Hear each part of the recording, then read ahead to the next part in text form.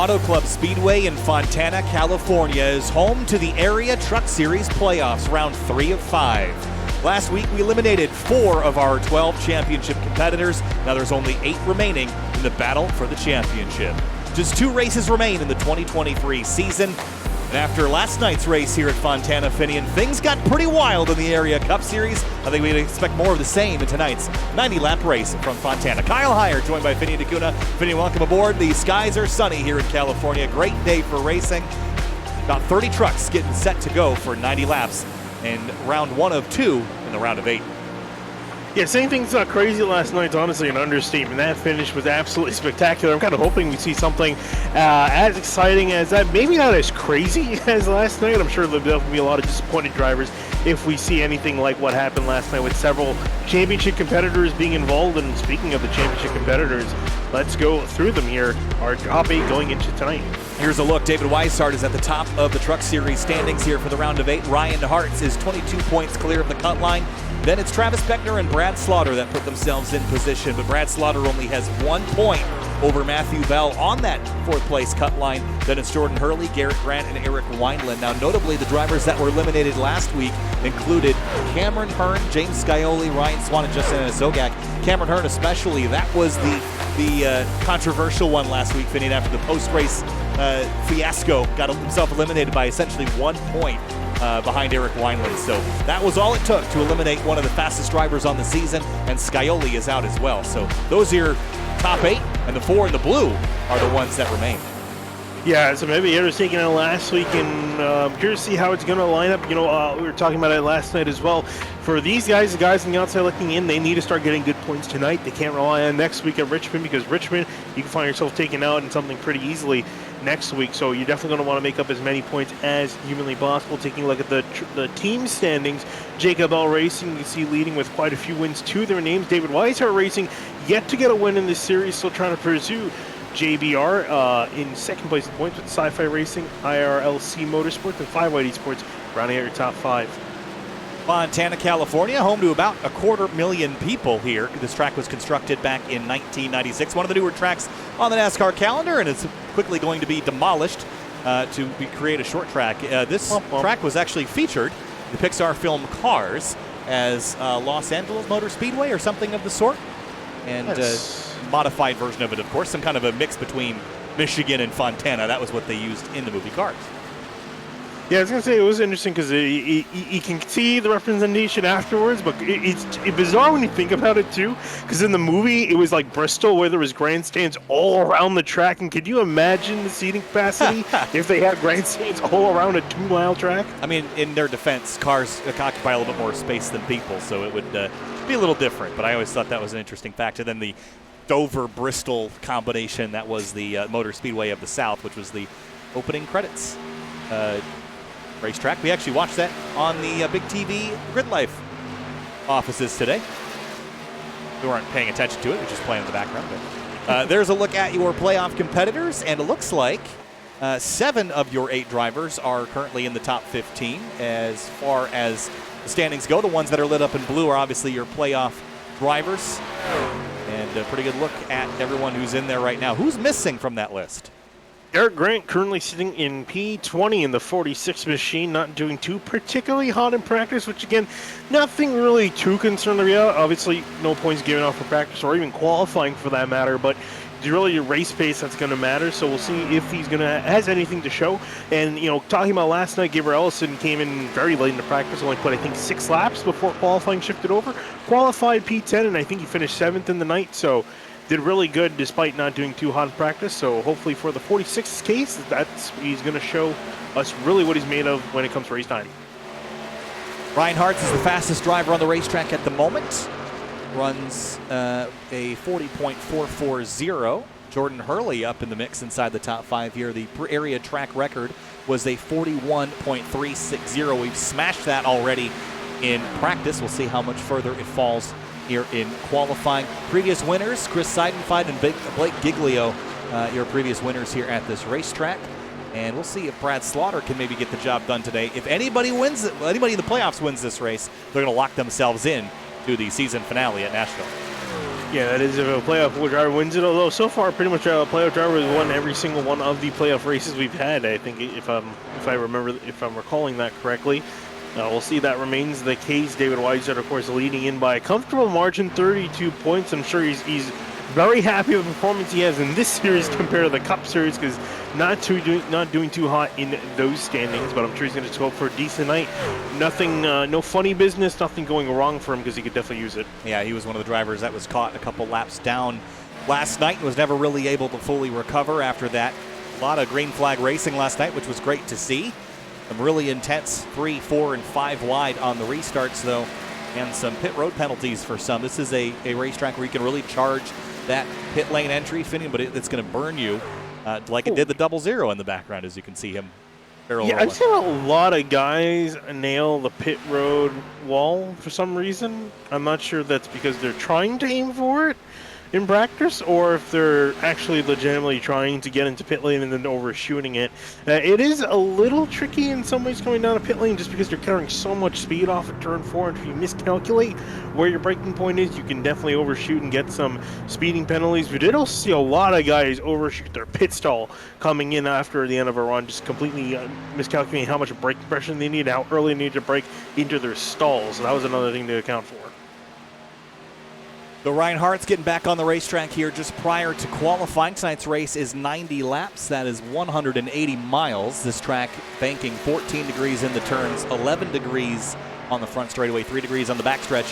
One of the things about the backstretch here, Finney, it's extremely bumpy, so drivers will be fighting that all night long, as they did in the Cup cars last night. The trucks are a little softer. They shouldn't be quite so wild over those bumps, but even driving straight on the backstretch can be a challenge here. Yeah, I think really the big thing is going to be seeing these guys it's going to, I feel, race a lot like what we saw these guys do in Michigan not too long ago. Obviously very similar in shape and length. Obviously the big difference is the banking, not as much banking at California compared to Michigan, but the racing style, I would say, fairly similar. What's also going to be good for these guys is the huge amount of room they have in these turns. You can use the top lane, you can use the bottom lane, but everyone's going to converge on exit. And we've seen a lot of wrecks coming out on exits of turn 2 and 4 last night. How much banking they got on those terms? Terms? I don't know. Got a lot of terms. What about the conditions? All right, so don't read them. Yeah, qualifying is underway right now, but fans, be sure to subscribe to the Area iRacing Twitch channel. For only $5 a month, you can watch all Area broadcasts commercial free. You can also use new Area iRacing emotes in the chat. You'll also earn double channel points as a subscriber that you can use to redeem for free merchandise.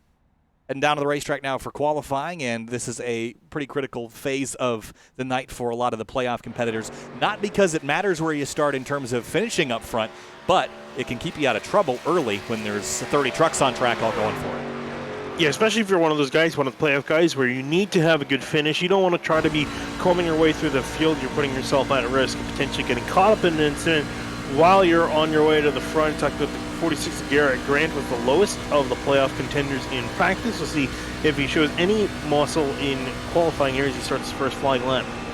And just a little bit of a breathe on the throttle into turn 1. These trucks, again, with a much lower horsepower than the Cup and the Xfinity cars. We'll see the Launchbox race on Thursday. You're going to be in throttle a lot more tonight, Finney. You're going to be slipstreaming and drafting. This is going to look a lot like a Talladega race, maybe with a little bit less pack racing, but similar strategies there to qualifying, where you're going to lap 1 will be up high against the fence. And lap 2, you might see drivers down a little bit more closer to the middle of the bottom. You just need to be careful, though. Make a mistake on lap 2, you're going to have 2 slow laps, so don't want to have that as Garrett Grant comes for his first time lap, as we saw, was just trying to build up momentum here for a solid lap 2. Good lap 1. It's going to be, or lap 1. There's Brad Slaughter, a little bit quicker, a 41.008. And again, as far as the track record goes, we are already eclipsing that by 0.3 of a second, so that's going to fall even further, I'm sure, on the second lap. Josh Taylor goes third quick. Colin Fambro is on the back straightaway. He's working on completing his first lap as well. Yeah, very slow trickle of cars, or should I say trucks, out onto the racetrack. Not a whole lot of guys pouncing out the opportunity to get a time down. Looking at just a couple guys out here, about 7 trucks out there flying, putting down some laps. Colin Fambro across the line. Garrett Grant completing his 2 laps. He's going to be on pole at the moment with a 40.7, and it's going to be immediately eclipsed by Brad Slaughter Jr. to the top 40.6. Already 7/10 quicker than the best lap from previous seasons here in the Area Truck Series. Cameron Hearn's on track. Josh Taylor goes third quick. Ryan Hartz is getting up to speed as well, albeit slowly, in the Rick's Hot Sauce truck. The Chevy Silverado heading down the back straightaway. And you're right about that slow trickle. I wonder why that is. Maybe we can keep an eye on the weather. Maybe they're expecting the temperature to drop a little bit. 77 Fahrenheit is a little bit warmer than we saw the start of the race last night in the Cup Series, but I don't know that that would drop significantly enough to make a big difference here in qualifying for the trucks. Yeah, I think that's probably what they're hoping for. Just kind of see if, again, these guys are looking for any single advantage, because it's going to come down to a couple hundreds, maybe even thousands of a second here between some positions. So I think that's what these guys are kind of hoping for, big swings in temperature to just give them that little bit more of an edge. Ryan Hartz is right on the edge, real high in turns 1 and 2. Now down the back straightaway, watch the horizon bouncing up and down right here as we head into turn 3. Right up against the wall again, trying to carry as much momentum as possible onto the front straight for lap 2. No one's been able to knock Brad Slaughter Jr. off the provisional pole, though. That was Hunter Schleppy's pick to win the race tonight, already off to a good start. Yeah, I was going to mention that was Hunter's pick, and so far it stands pretty well. It's still got 2/3 of the field yet to put a qualifying time down. Still some heavy hitters still left to go, so we'll see if that does stand. P5 for Hartz on lap 1. That's going to bode pretty well for his second lap, I think. Sub 41 seconds. And one guy to look out for coming out of turn 4 right now, Cameron Hearn in the 67. Onto the front straightaway he will come to complete his second lap. We'll see. You expect this time to be pretty decent? Decent it is. 40.8 puts him P3. Not too bad. Hartz is lap number 2 here. And across the line for the number 3 this time. 40.681, just shy of Brad Slaughter Jr. He'll go second quick by 38 thousandths of a second. Yeah, I was going to say Ryan Hartz, he had 3 poles this season. Will not be a 4th tonight. As you mentioned, settles for second place. Looking at David Weishart in the 33, starting to get some times down. The points leader coming into the night. And the safest driver in terms of the cut line, the goal for him is just not to throw away that points lead, or just to win another race and be in the best position of anybody by locking yourself in. There are 3 drivers that all have 3 wins apiece. The only other driver that even was close to that was Scioli, who's now eliminated. Matthew Bell and Jordan Hurley each have 1 win. Other than that, the rest of the drivers in the playoffs are winless. Brad Slaughter Jr. and Garrett Grant included in that. Here comes Weishart, though, looking for his 4th win on the season tonight. 41.382 first lap. That was a little slower than we saw the 3. Yeah, I think this is because he's really not forcing it, maybe saving some tire here for lap number 2. Now his lap, he's going to put everything on the line. It definitely doesn't want to be starting 18th. Out of turn 2 and heading down the back straightaway here. Terminal velocity of these trucks is pretty similar to what you're seeing off in the corners as well. 180 plus into turn 3 and not lifting much. 171 is min speed. Wow. 170. Yeah, 170. Yeah, so 10 miles an hour delta there, maybe a little slower on exit, but Weishart comes across the line. We'll see if he jumps up inside the top 10. Scioli goes third quick, 47.58 for Weishart. That'll put him in P5.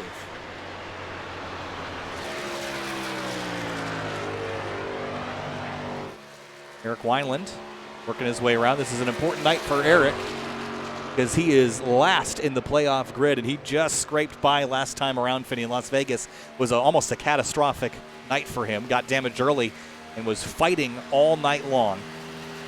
Lap 1 was a 43.207. That was the slowest lap 1 we've seen, but I think he's setting up for this lap 2 to be a lot quicker. Barely breathed the throttle there into turn 1. Yeah, it really matters just carrying as much speed as possible. You see going to around 170, 168 was his lowest.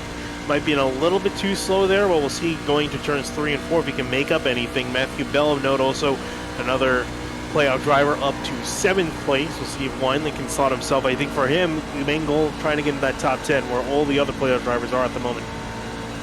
Like pretty good min speed through the corner and up down onto the apron here at corner exit. And that time through is a 40.703 that will put him P4. That's a great starting position if he can hang on to it. Yeah, really solid considering there's not too many guys left to go, so should definitely be in the top 10. Solid effort from the 21. Not so solid effort from the 28 Travis Beckner, who's all the way down in 22nd. And could potentially be worse. We got some more guys out there. Jordan Hurley on his first lap, now on his second lap here in the 5-5 machine. Yeah, Hurley again had a victory. I think that was back at New Hampshire Motor Speedway, if I recall correctly. Was that victory at? No, that was back at Rockingham that he stole that. How could I forget? Yes. And out of turn 4 on his second lap, we'll see what Hurley can do. Logan Hartman, the last driver, looks like that'll be taking a time of 47.90. Pretty solid time, but with how competitive it is, it'll land him 11th.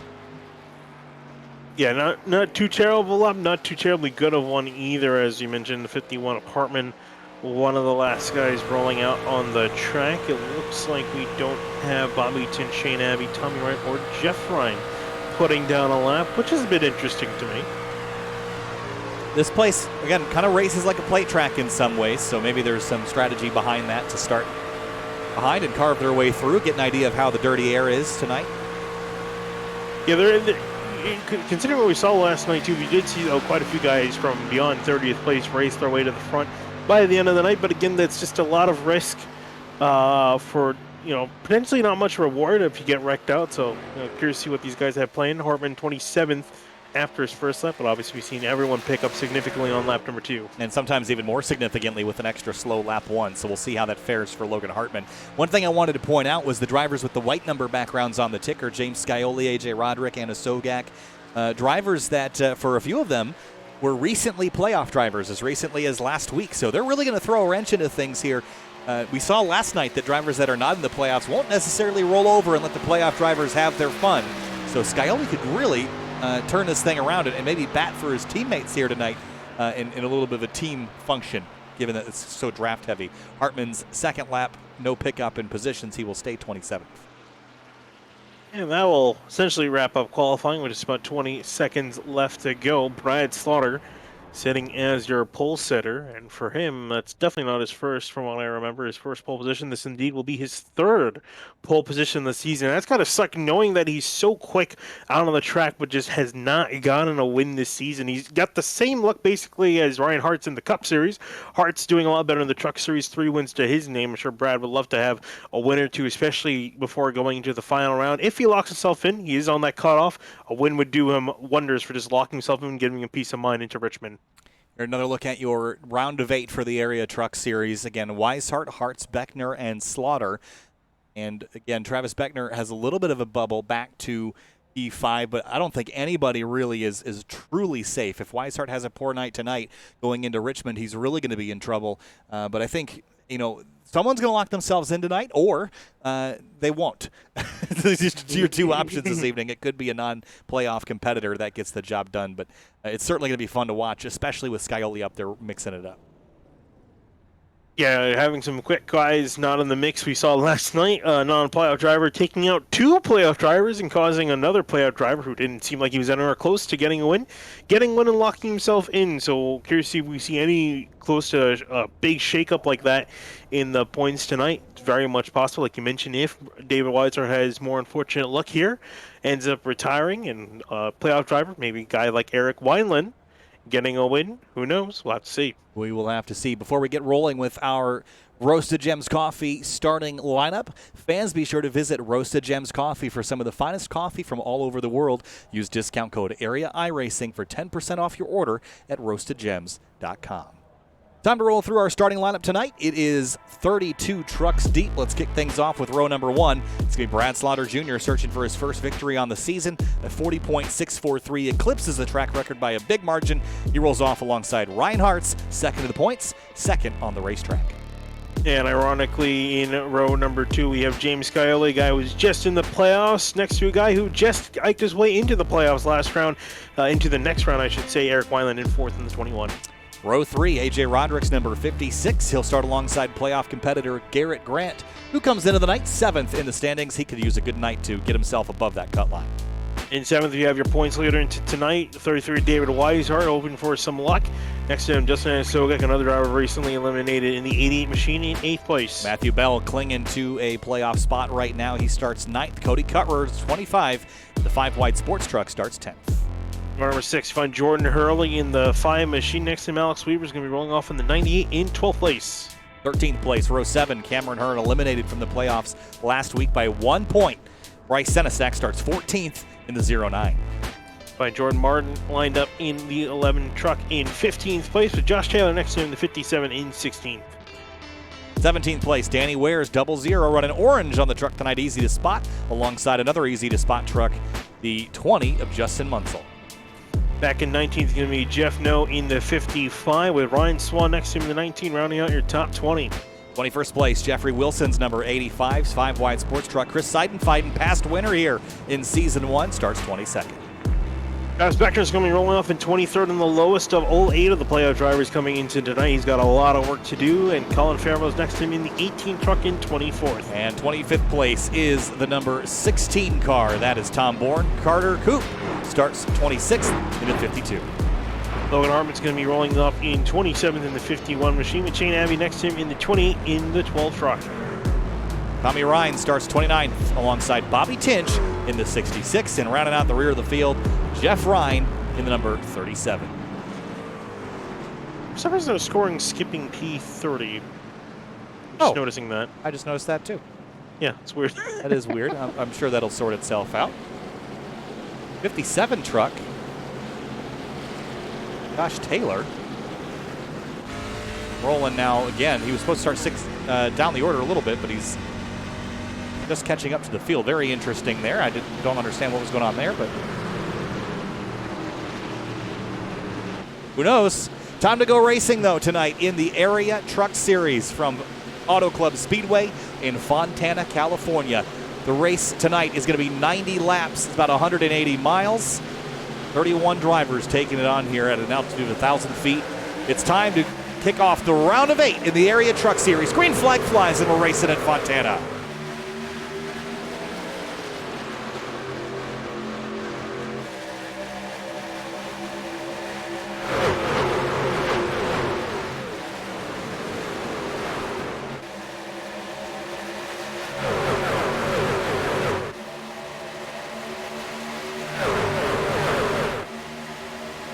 Field fans out on the back straightaway into turn 3. Here comes Scioli, eliminated from the playoffs, but not from competition.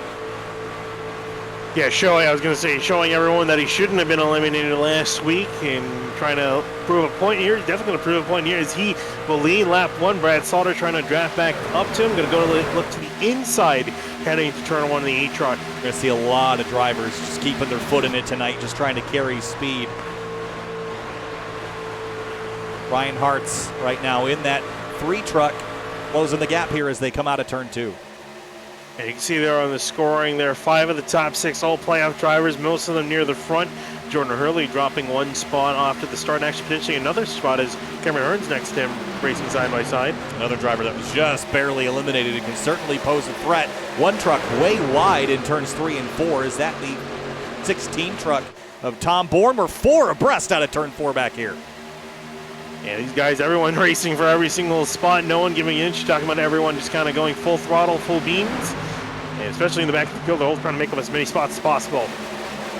Truck's driving good right now. You've got fresh tires on the truck. You've got all the hope in the world, but it's going to peel away as the night goes on. This is a pretty short race, 1 hour from here to the checkers. And I think we can also go green a lot of this race based on how aggressive drivers are fitting, especially if we get to the point where we single file these trucks out. I'd expect a lot of green flag pit strategy to have an effect on this race. Ooh, Garrett Grant very loose off of turn 4. Ryan Hart's trying to take advantage, as well as Weishart in behind him, trying to give him a little bit of a push, a little bit of a shove to get that truck going forward. They're doing about 10 miles an hour on top of what they were doing with single truck runs. That's how big of a difference the slipstream, the draft makes, and just gives the 46 a jolt off into 1.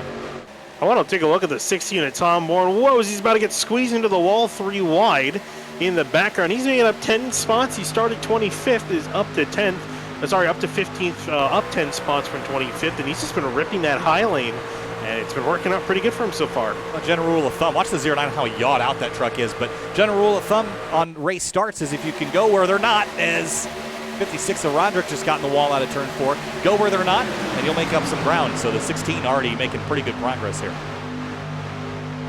4 wide again into turn 1. That's not going to work, guys. They're definitely not going to work. Someone's got to give.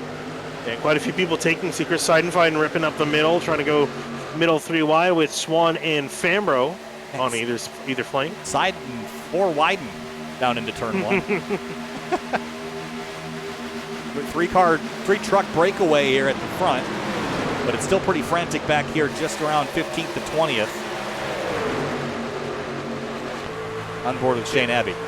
Yeah, these guys can really not figure out what order they want to be in. And Tom Borden still, I'm keeping an eye on that 16 truck. He's been moving through the field. They can't figure out what order they want to be in? Well, someone's got to be first, and they all follow after that, but good luck getting them to agree on that. I was going to say, they can't figure out who they want as 15th at the moment because they're going 3-4 wide around that spot. Well, they all want to be 15th, and then right after that, they want to be 14th, and then they want to be 13th. And they're never quite satisfied. Sir James Scully is satisfied at the moment at the front, keeping that lead. Slaughter and Grant not quite able to catch him at the moment. David Weishart kind of joined that little 3-truck breakaway. So it's 4 trucks now as we're 3 wide with the 88 of Xana Sogak in the middle. The bottom, I think that is the 98 of Alex Weaver in the Toyota.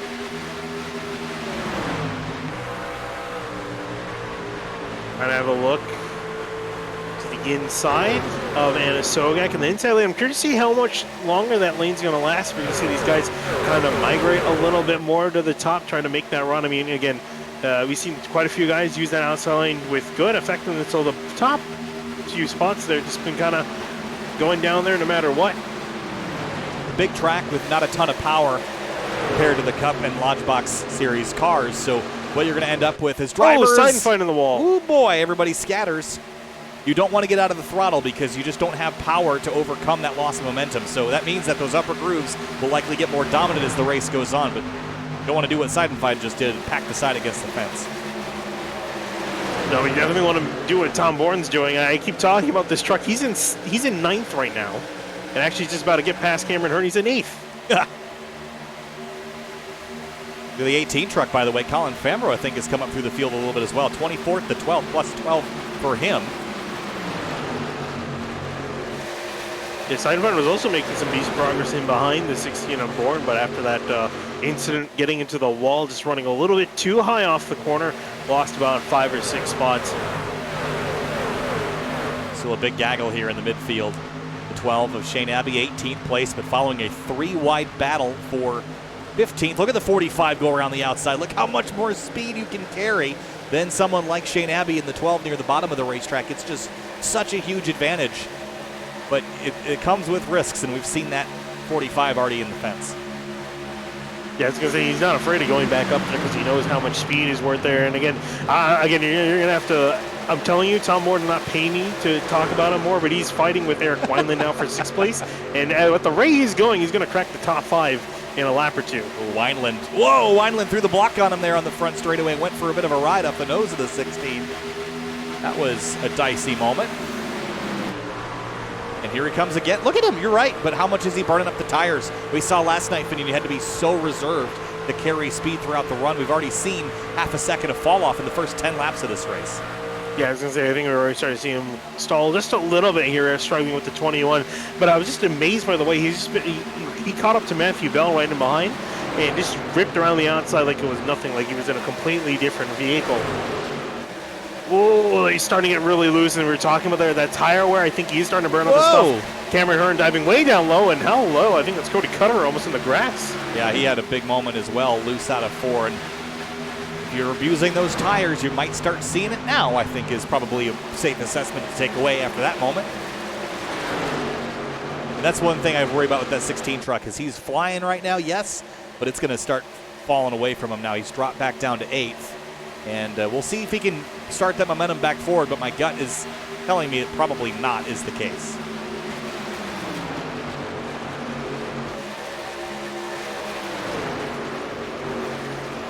Trying it, though. Yeah, he's still trying it, still trying to make it work. Might have to dial it back though a little bit. I think now he's got himself in the top 10. I think now crash behind him, front straightaway, cars in the grass. Side fight. And Justin Munsell, and Munsell gets in the wall.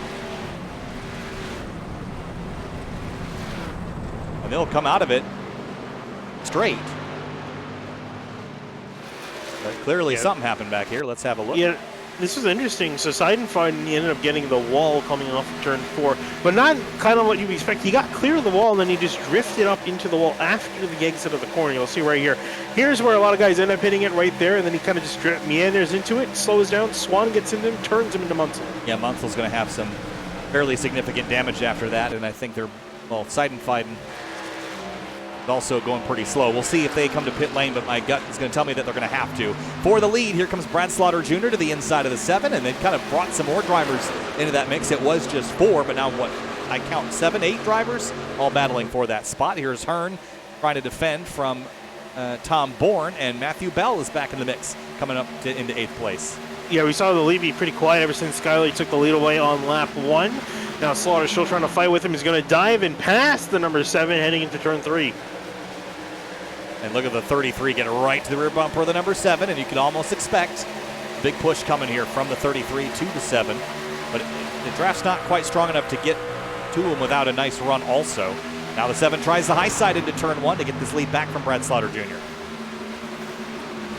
we'll see, can he make the outside lane work? We've seen it's definitely possible to make it work. Maybe not for the lead, though. I think that inside lane might be the best for the lead. He's going to do a crossover here, get a run out of the corner. Now he'll be to the inside, heading to turn 3 on the back straightaway. Look at the run he got. Brad Slaughter did not get off the corner very well. That will let Skyley clear the 8. The 33 tries to follow to the bottom. The 8 crosses over right in front of him. Gets a fantastic run off the corner here. Skyley's going to come down cover. No, he will not. He's going to let the 8 to the inside. Will he play this game? Will Brad Slaughter lead a lap? He will not. It'll be Skyley that will lead that lap. Finally, Slaughter takes the lead, heading off into turn 1. That's the kind of game you play. You know, you take the inside lane, you're not going to get a good run off the corner. You're going to be vulnerable, and we've seen Skyley take advantage of it, and you'll probably take advantage of it right this moment again. Another switch back. Yeah, again, you're not limited by your forward grip like you were in the Cup car last night. So if you even bleed off a little bit of momentum coming up off the corner, doesn't really matter what line you take. You still have to be efficient with it. The 7 slides up big time, though, in 4. That will let the 8 come back to the bottom. Great battles for the lead here as we work our way past lap 15. Already 4 lead changes, make it 5 this time around. Brian Hart's working past 46 of Garrett Grant with a little bit of a help from a shove. Whoa, as Garrett Grant actually got so much momentum into the corner, almost tapped the back of David Weishart. Getting a little bit messy up here. I think drivers are getting a little bit more aggressive. Look at the block from the 46 to the 9. Matthew Bell will try a different line instead. And Eric Wineland is right in the middle of all this. And Wineland needs to really beat some of these guys tonight as he's going to get hit. No! Hang on to it. He does. What a save by Eric Wineland. That's a Code Brad moment right there. I'm sure Wineland just saw his championship hopes disappear for a second as he got hit. Was clipped and did such a good job gathering that truck back up. That could have been catastrophic, but he falls to 11th. And here comes Bryce Senesac now with a new livery to the bottom of the racetrack to try to put him back in another position. But really, the 21 needs to A, not get crashed out by competitors, but B, finish ahead of them to make sure that he doesn't remain in 8th after tonight in points. Yeah, I was going to say it's tough because a lot of the guys he is racing for that final spot with are ahead of him. Garrett Grant, namely, is ahead of him. He is ahead, however, of well, now at the moment he's behind Matthew Bell and is ahead of Travis Beckner. Beckner doing the worst out of everyone of the playoff drivers at the moment. Still back in 17th, has not made a whole lot of forward progress. Only up 6 spots. Clouds over the racetrack right now might cool the surface down a bit. Day racing here versus a night race here. A little bit more grip limited, although the temperature is falling to ambient throughout this race. Weishart and Hartz run door to door out of turn 2. And Weishart should get this over the number 3. Indeed, he will. Will Hartz make a dive? No, he peels back in behind. So Weishart will still hold on to that 3rd place spot. Mentioned Travis Beckner and the lack of progress he has made. Only a couple of positions 18 Oh, laps Colin in. Fambro on the wall, going to door. Eric Weiland, Fambro spinning across the straightaway, going to hook. And a Sogak in the caution's going to fly. Truck skidding and sliding all over the racetrack, but the looks like the 88. Ooh, and Travis Fambro, Beckner. or excuse, yes, sorry, you're right, Beckner. Looked like he was in it a little bit as well. Yeah, he was the start of it.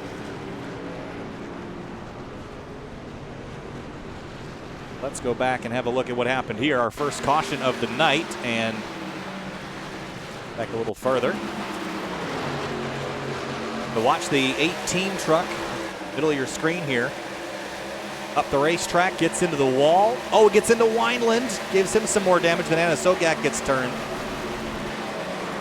It's hit by Senesac, which spins him around some more. And Beckner, a little bit of a touch there. Not major damage. Then Shane Abbey gets picked up a little further down the way here. He gets into the wall pretty hard. Wow, we need a ride on board with Jordan Hurley. He somehow didn't get a huge piece of this. Wow, okay, I saw him go through that. Let's ride on board with Gordon Hurley. He's definitely going to need a new set of tires, but I think that's the best case scenario out of this.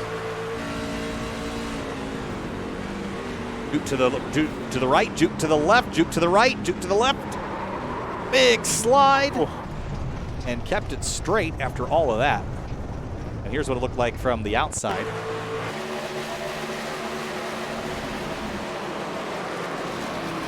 That was excellent driving there.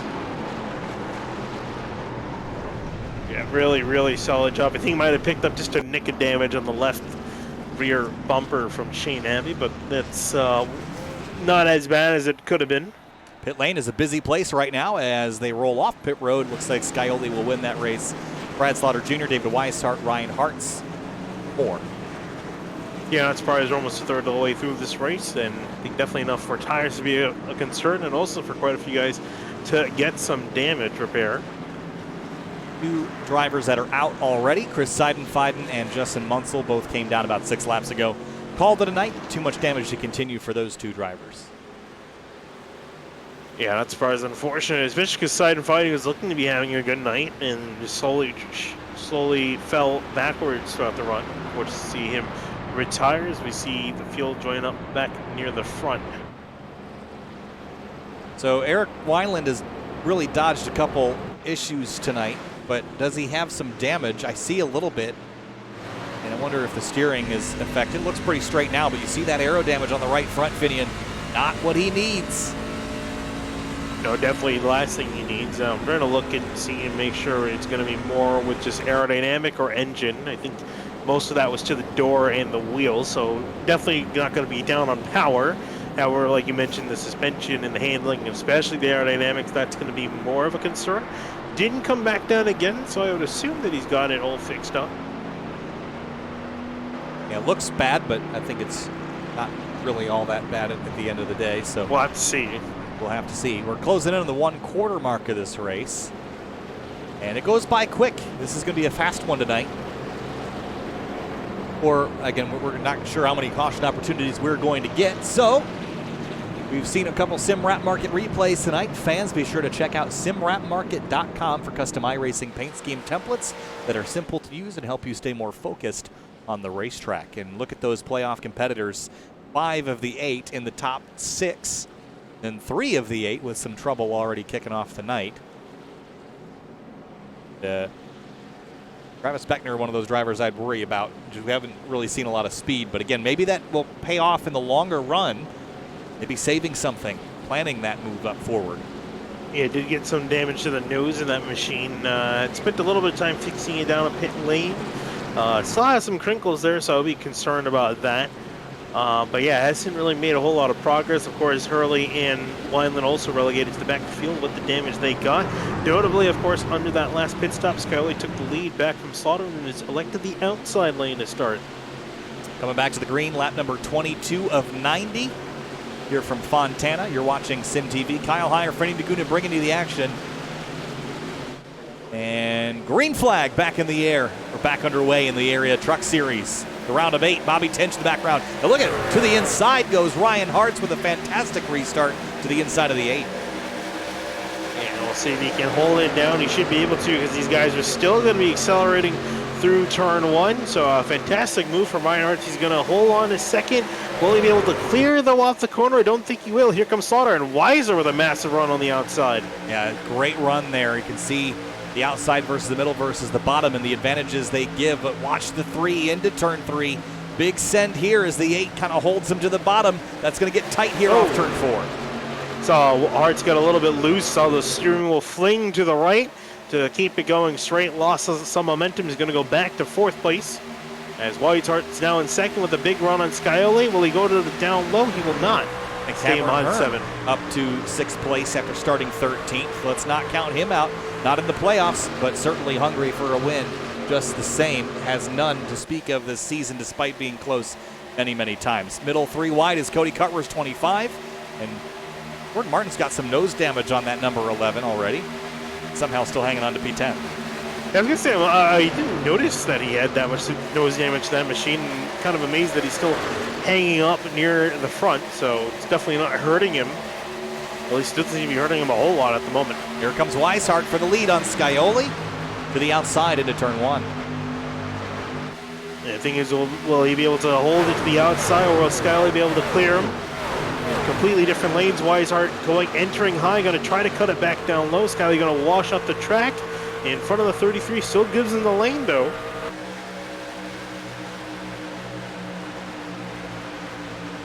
And into turn 3, the 33 will nose ahead. Tom Bourne, you mentioned him in that previous run, how many spots he gained.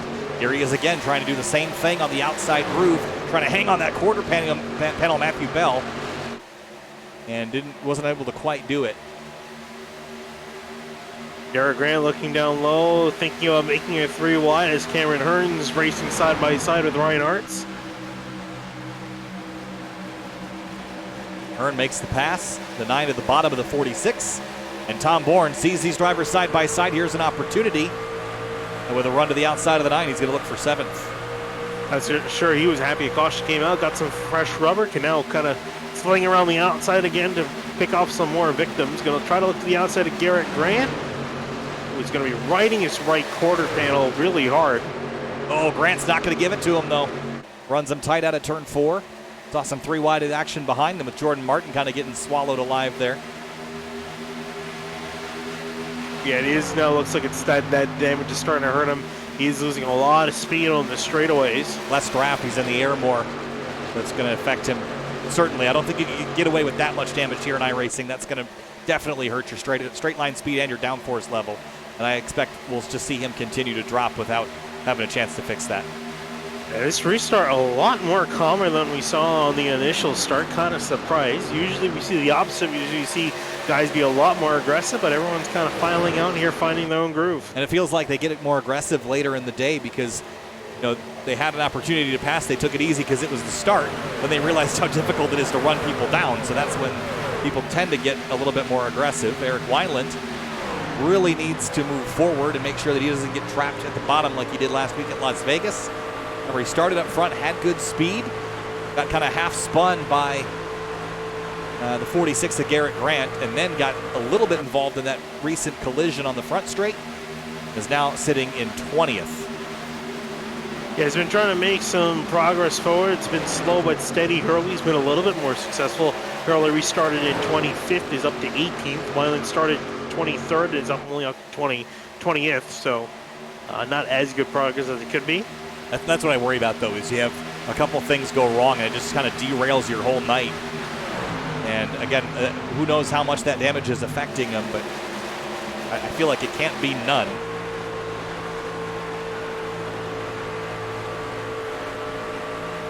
Yeah, see if you can try to right the ship around if he is still affected by damage. I mean, there isn't all much you can do.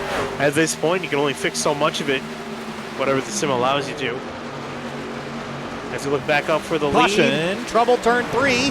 Tommy Ryan. Travis Beckner's in it. Oh. Playoff competitor Travis Beckner, who is heavy damage to him. Above the cut line coming in, has huge damage front and rear and side on this 28.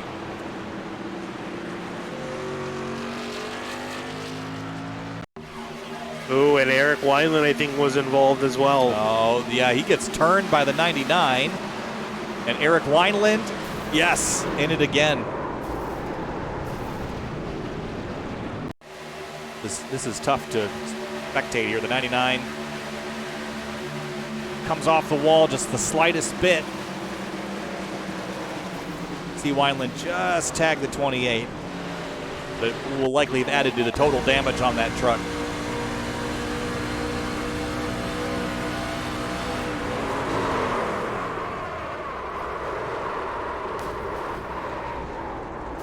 Yeah, a couple big hits there for Beckner. Yeah, and also Jordan Hurley dodged a bullet as well. Another playoff competitor just in front of Eric Wineland. He's dodged a couple tonight. Yeah, more. Well, he might have been able to net go through that. Saw the damage appear on the left front and then go away. So who knows how much it's hurt the 21, but he's going to skip pit lane this time as the rest of the field comes onto pit lane.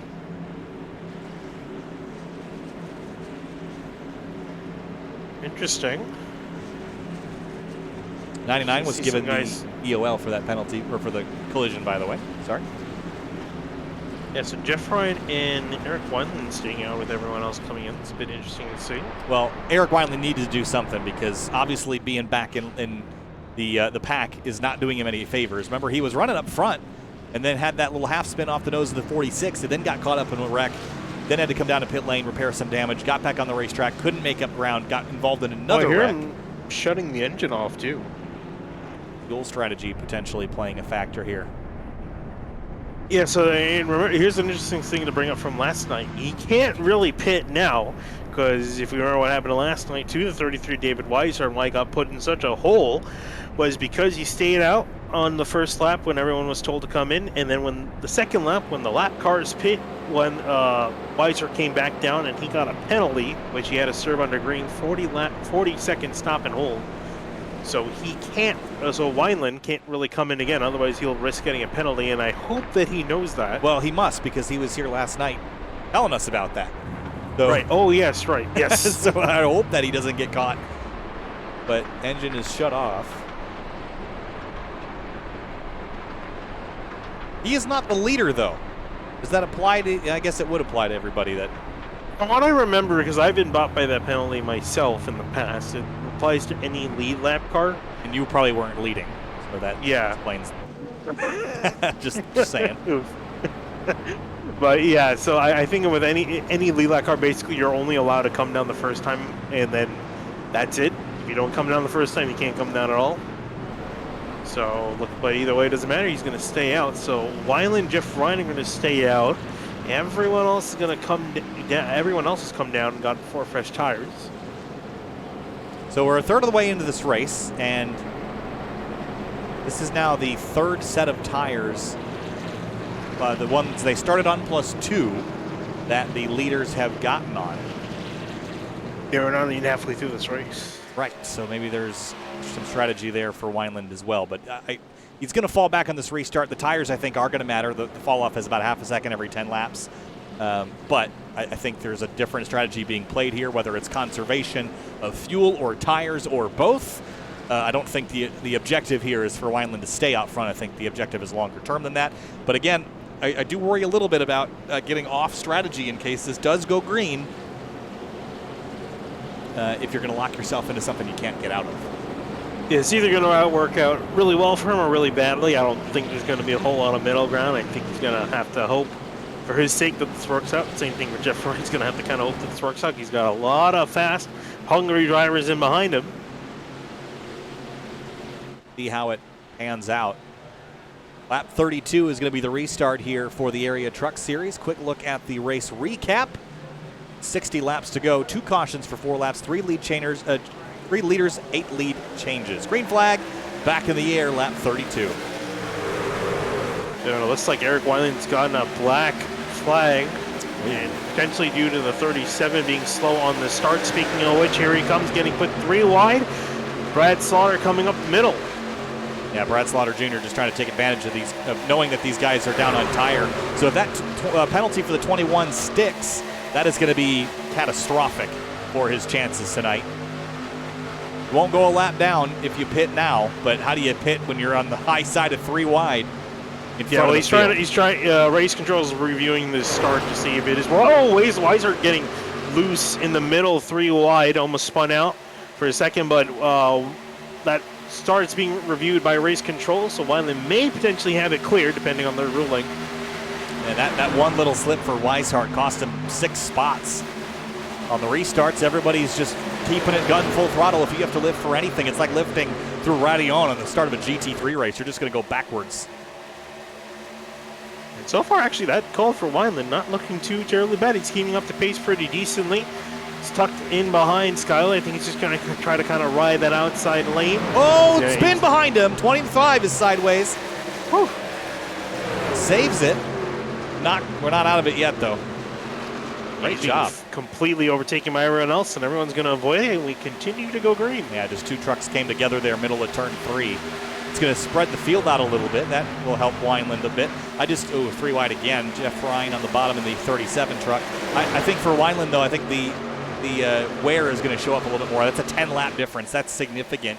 So once the slipstream kind of falls away and the field gets separated out, it's going to probably be worse for the 21 than for everybody else. We'll see, right? Because I think he is definitely going to drop back. I don't think there's going to be much of a doubt for it. But remember, he was running around P20 before the caution came out. Right. So I think by the time he kind of can get himself back on the same cycle as everyone else, he'll be hoping to be running in the top 10. In which case, that would still be a good call. Yeah, net gain is what you're looking for in a strategy like that. So you might be right. I think that's a good call. Maybe betting on some shorter runs also. Look at the 16 again, Tom Bourne way up high and making up ground like he was at the start of the race. He loves that line. I think he's going to hope for a lot of short runs because otherwise that'll be his line to run. Alex Weaver right behind him. And look at Garrett Grant, big send on the bottom, and David Weishart trying to recover lost spots. It seems like track position has been a pretty big challenge for some drivers to get. Others, it has not been a challenge at all. I wonder what the general consensus is across everybody. Update on the incident regarding the restart. Wineland will have the black flag cleared. Wipe the sweat off the forehead after that one, that's for sure. Yeah, race control did make note, though, that even if the leader does slow down, that it's responsibility for the guy on the outside to follow his pace. So a little caveat there, but it will be cleared for now. That was a lucky break for him. That would have been championship hopes dashed without a win next week if he had gone a lap down in that exchange. Alex Weaver making pretty good progress here on the bottom. 12th up to 6th and working on a couple more spots here, but the 16 trying to deny him that spot, and Wineland in the middle of 3 wide again. Yep, 3 wide down the front straightaway, Bourne ripping that outside lane. Wineland was trying to cut off the 16, but couldn't quite get in front of him before they got out of the corner. Now he's being split. Here goes Bourne, Garrett Grant, Alex Weaver, all splitting the 21. Yeah, so there's that degradation I was mentioning. We'll see how far he falls and how quickly he goes, but again, half a second in 10 laps. That half a second doesn't go away on a restart, so he's going to be losing some time here. It's a long ways back, about 3 seconds until he's back to where he was prior to this call, so he's got a few laps left in that strategy decision, and maybe he'll hope for a yellow in about 10-15 laps time, get him back on sequence and hopefully have a net gain. Up near the front, Cameron Hearn trying to knock on the door of Brad Slaughter, looking for 2nd place. Slaughter being content, at least at the moment. Matthew Bell not being content, trying to look to the outside at 6-7. Good run here on the outside, but it gets the door slammed shut on him. The 67 goes to block. The 9 chases him back up the racetrack. I have a feeling these two are going to have a disagreement about that.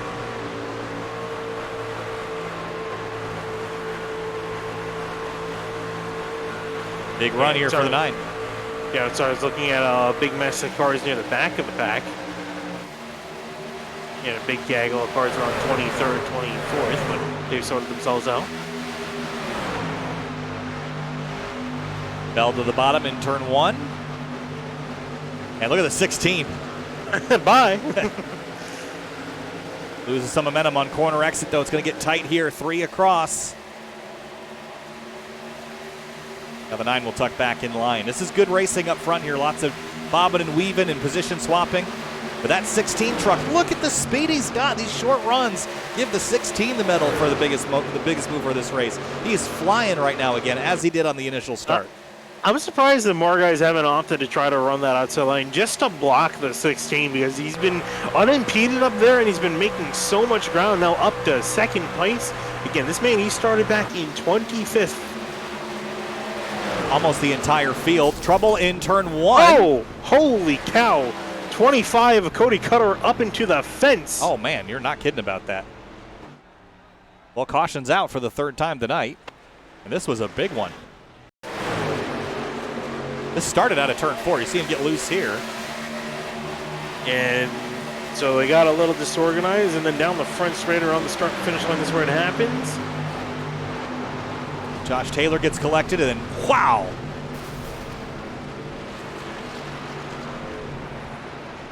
Yeah, that's a crash.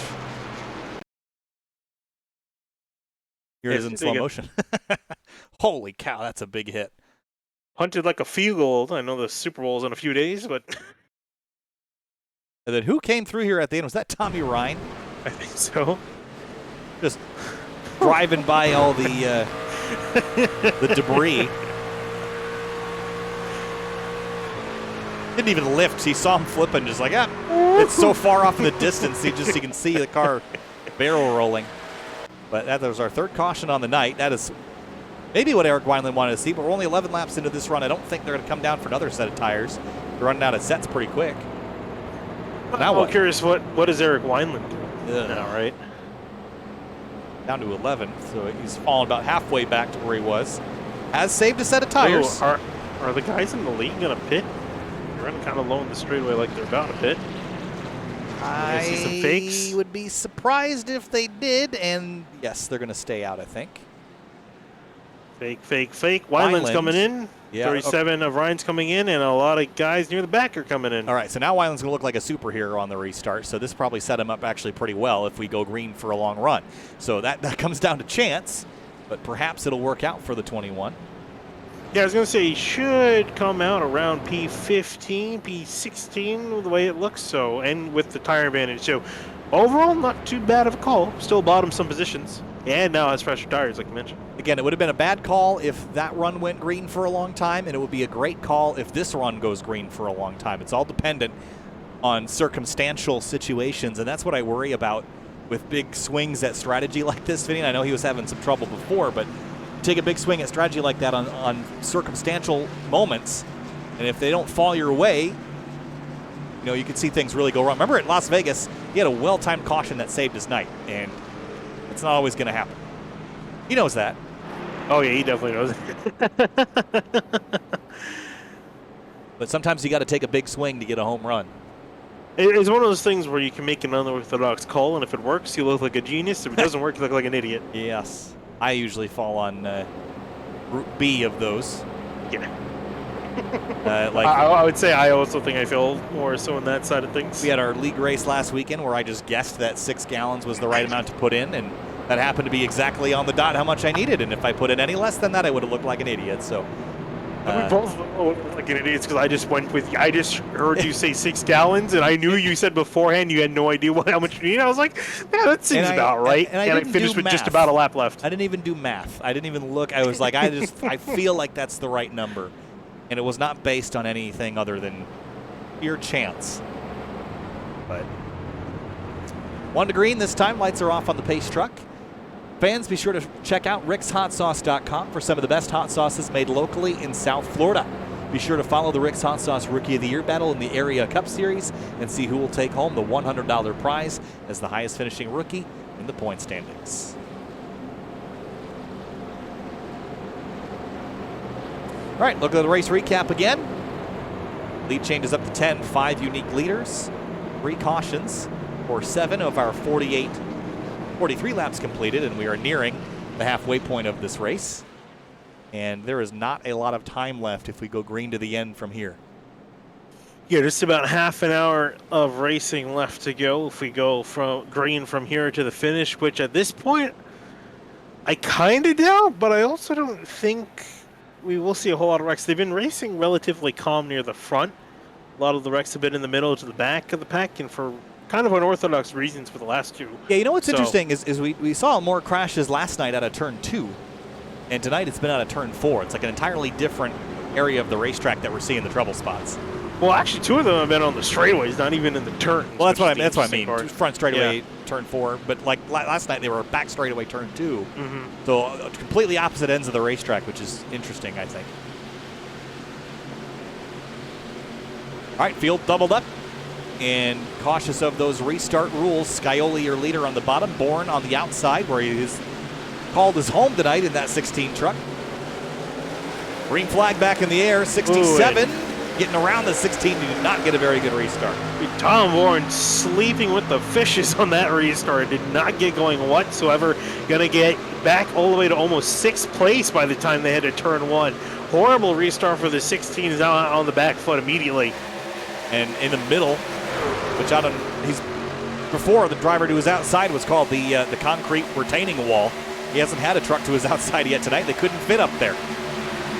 Now he goes up there, and again, in turn 3, he's going to just throttle up and drive around the outside of everybody again. I just don't get why no one else is doing this, Finian. It's just so much more effective. Yeah, it clearly works, and now he's finally been. Oh, he's going to get. Oh, okay. No, he gets into the wall decently hard. Okay, that explains that. I mean, it works when you don't hit the wall. It does. That does generally cut down the efficacy of most racing moves. Jordan Early liking his chance on the outside, saying, hey, maybe if he can do it, I can do it. Weaver just slotted in front of the 46 of Garrett Grant, who is another one of those drivers that could use a good night tonight, and with the 28 and 21's issues, might be in a good spot to gain a bunch of points. By the way, the 28 of Travis Beckner is still 19th, but now with damage. Ryan Hart's loose on the bottom. And how important is track position? The 3 was up front all night long and is now battling to stay inside the top 10. Yeah, kind of surprised that he slipped back that far, but I think, just luck of the draw at the moment, just not been running too well and put back in traffic now. Well, that impact with the wall did not stop Tom Bourne or discourage him from trying the same move again. He's up to the outside again. Has some significant damage, though. Yeah. But we'll see how much that impacts him over the course of the run. That's why I'm kind of surprised that he's actually starting to make some progress again forward. I thought he was going to continue to drop back, but no, he's keeping his foot in it, whether the tires like it or not. Past halfway now, working lap 47 this time through. Brad Slaughter Jr. chasing Scioli to the white line. Matthew Bell up on the high side, carrying speed behind the 33 and the 67, and Bell slots in just above the 33 truck. Yeah, Bell working that outside lane for a little bit. Not sure if he wanted to or not. Gets a decent run, nowhere to go at the moment. Gonna slot back in behind the 33. Whoa, almost gets into the wall. Following everyone through, looking at Eric Wineland in 13th, starting to make some forward progress. Yeah, again, he's going to have a 12-lap tire advantage over everybody else here. See them all kind of skidding around. He's got a little bit more grip and should be coming forward despite any holdup from the damage. That damage looks mostly repaired.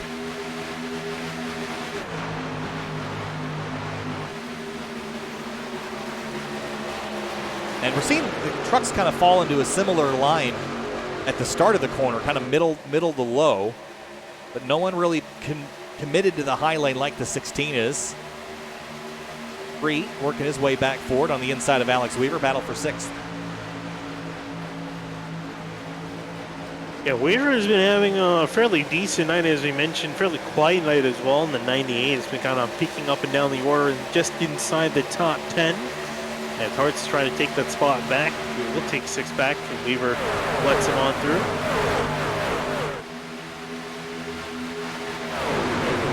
Single file line here up front. They fan out a little bit in the corners just to get some air on the nose, but they are tucked in like Indy cars on the front straightaway. Okay, sorry, redacted cars on the front straightaway of the redacted oval.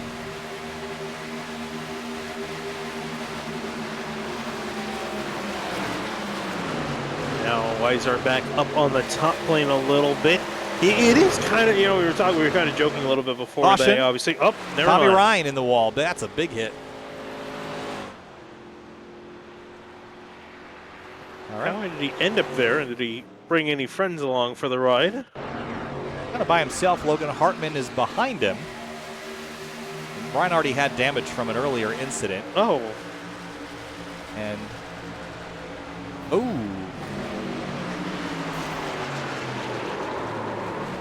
Well, how do you feel about that one? Yeah, that's something. Was there prior issues with these guys? I don't think so, but that was just a really, really bizarre incident. I mean, the first contact I get as a bad bump draft, but then Logan keeps in the throttle as the 99 is spinning all over the place and just kind of drives back into him like he's trying to finish him off. Yeah, but that did look very intentional. Wow. So, see how that pans out, but that will cause another slowing. And now with 20 laps on the tires, these guys are almost forced to come down to pit lane. Now what does Wineland do? He's kind of back on the same tire sets as everyone else. He's only been on track for 8 laps, though. He's going to be opposite, stay out again. Interesting. That's a smaller gap than everyone else had before, so I don't think it'll be as big of a deal. But still, 8 laps is laps. Yeah, it could be worse. Could be worse. Could be better, could be worse. And Jeff Ryan also going to join him. I like on the having strategy. some advantage as long as it continues to fall in my favor. Like if you're going to keep doing this alternate strategy and you just happen to have the better set of tires on for the longer run, you're going to be in great shape, but it's a 50-50 shot. Yeah, he does also have more of a buffer now. He's got Jeff Ryan, Jeff No, and Justin and Sogak all on the same boat. So 4 guys out on this strategy, everyone else coming in, and Ryan Swan, the first driver, off of pit lane because he took 2 tires. Actually, no, I don't even think he took 2 tires. He just fuel. Yeah, just fuel only for the 19. Then everyone else took 4. Coyote, Slaughter Jr., Hearn, Weishart, and Matthew Bell. We're going to take a quick break for the restart. We'll be back in just a moment.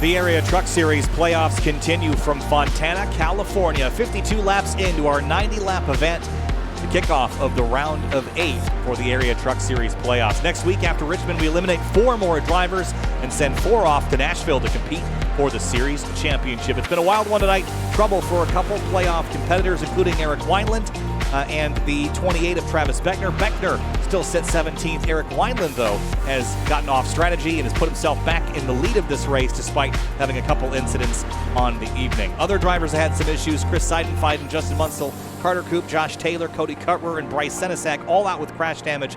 Most recently, the 99 of Tommy Ryan and the 51 of Logan Hartman getting together on the back straightaway, bringing out our 4th caution of the night. Kyle Heyer joined by Finian DeCuna for this evening's 90-lap event. And it has been an adventure this evening. Last night we were treated with a 3-wide photo finish, Finian, and tonight we're setting ourselves up for a pretty frantic run to the end also. Attrition rate so far, we only are left with 25 guys still running on the track, and quite a few more guys with some decent damage as well in the fields. We'll see what we got left in store. We got 5 guys out on the track at the moment with old tires, everyone in behind them with fresh tires. So this will be an interesting restart.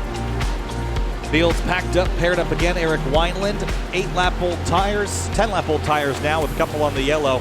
He is off strategy with Jeff Ryan, but we're back green again and racing from Fontana, California. Oh, they're 4 wide. They're 4 wide in behind. Everyone fanning out, trying to get around the guys with older tires because they know they have 4 fresh tires, and James Scully trying to rip the outside lane with them. Wineland trying to run away from the chaos in the background. They're still 4 wide. Look at that out the mirror. The 55 slots into second place, but down the back straightaway, everyone will be jockeying for position. And here they come. Scioli, Cameron Hearn ripping the outside lane, already up into 3rd and 4th place. Still 3 wide for a second, though. Oh, man, this is going to get dicey. The 67 is sideways in turn 4. Spin to 33. And no caution. There it is. There it is. Weishart loops it. I was I was literally just about to say if they don't wreck, I would be surprised, and I always thought of that. I saw Weishart spinning. I think he did a pretty good job not getting any more damage, but did he get hooked by the 3? I think he did. I think he did, yeah. I was curious if it was a self-spin. He might have had some help there. I think he might have been loose a little bit because he was right in the seam. Yeah, he was already loose. The 3 just kind of finished him off. The slightest touch there from the 3. But that small touch just shows you how unsettled the 33 was already prior to that contact. Yeah, I think he was going to lose 5-10 spots here, and he just got lucky to not hit anything or get hit. But that will get Neoel to the 3 of Ryan Hartz, so 2 playoff competitors coming together there, and it's going to knock both of them down the order. Things Eric Wineland likes to see, though, puts a cycle on everyone else's tires. Oh, wait, is he going? I don't understand that. I would not do that. I don't understand that. I mean, what is 3 laps going to do for you? I don't get that. Yeah, maybe hit the number.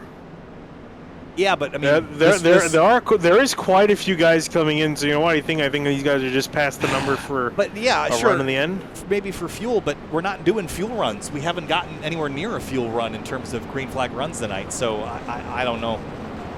Maybe. Here's if he's just going to go with gas. Nope, he is digging tires. Yeah, 3 Ryan Hart's coming in as well. And it's not like you can just go from here to the. If we get another caution, you're going to pit again. So I don't know if I mean, he was leading the race. We'll see. I could be one that's in the wrong here, but I am not confident that was the right move to make. Regardless of whether or not you can make it on fuel, you're not going to go the fuel run. I mean, this race has only gotten more aggressive as we've gone on. We'll give the lead back to the group that has basically been up front all night, with the notable exception of the 33 and 3, who are now aboard P17 and P14. But Hartz is going to drop to the tail here with that EOL.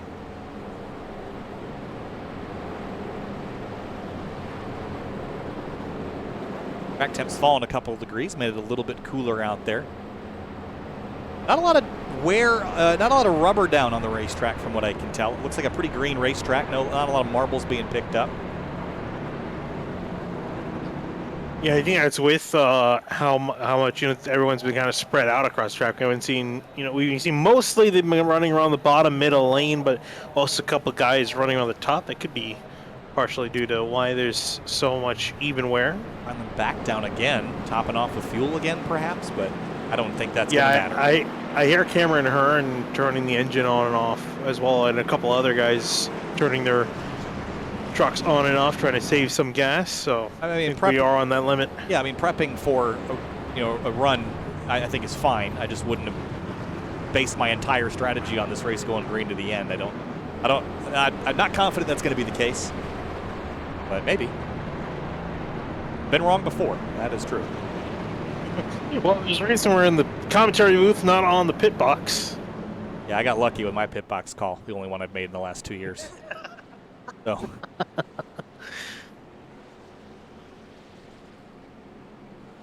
Field doubles up again. Skyley goes on the bottom. He's got Hearn behind him. To the outside will be Brad Slaughter Jr. and Matthew Bell. Derek Grant having a really good night when it matters. Remember, he came into the night 7th in the standings, just a couple above the cut line. And he's been in the top 5 all night long.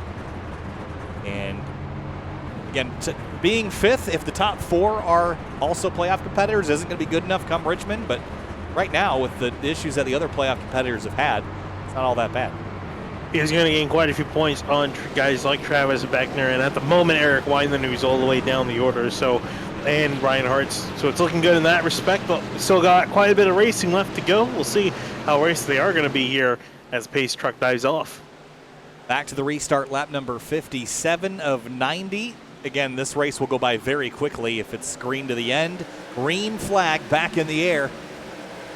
Good start for Scioli. Look at Weishart popping out. He's going to try to maybe rip that high lane. The 21 in the background, looking to gain some spots here on the restart, but takes these trucks a while to get up to speed. But let me tell you, they're going to be 3-4 wide again mid-corner. Look at that. Already 4 wide. Ooh, Logan Harmon a little bit sideways in the middle of the field. Oh, boy. Ooh, and Reinhardt's almost down below the white line trying to make some moves, just get around the traffic in the back of the field. 16 truck was real slow out of turn 2. I think he might have gotten in the wall.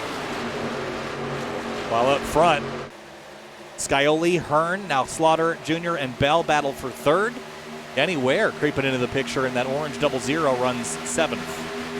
Haven't talked a whole lot of the 00. You started in 17th tonight, up 10 spots, so now it's starting to make some noise in the later half of the race.